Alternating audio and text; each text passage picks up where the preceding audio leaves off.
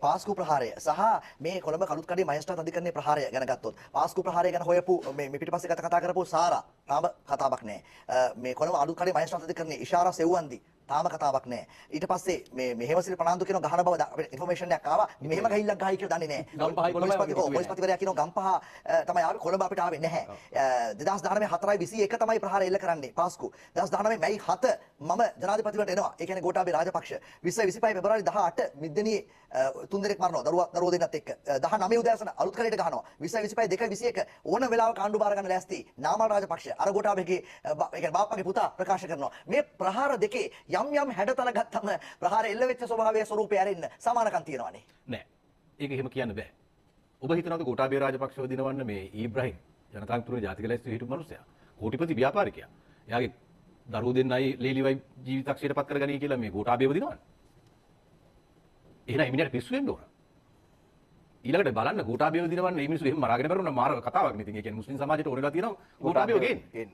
දැන් අපි කවුද ඒක පිළිගන්නේ? දැන් ඕක තමයි හදන්න යන ඩ්‍රාමා එක. කවුද ඕක පිළිගන්නේ?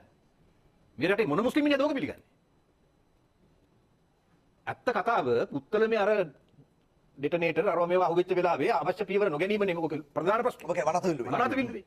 එතනදී ගියානේ මේ එක ඇමතිවරයෙකුට සම්බන්ධ සහෝදරියගේ ගෙදරකටත් ගියානේ CID එකෙන්. යාම පරීක්ෂණ නවත්තලා එන්න කිව්ව කවුද? අන්න එන්න කිව්වෙක් කෙනා තමයි දැන් ඕවා හොයන්නේ.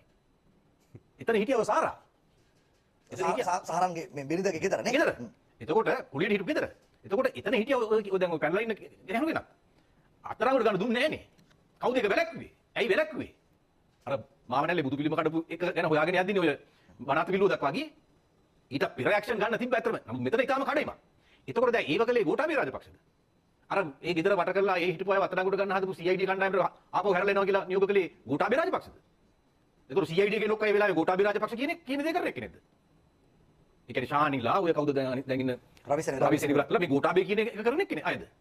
ඉතින් ඒ නිසා මෙතන මේ මං කියන්නේ මේ පාස්කු වින්දිතයන්ට සාධාරණ නීති කරනවා කියලා කොහෙවත් නැති ප්‍රබන්ධයක් ගොතලා ඒක පටවන එක නෙවෙයි කරන්නේ.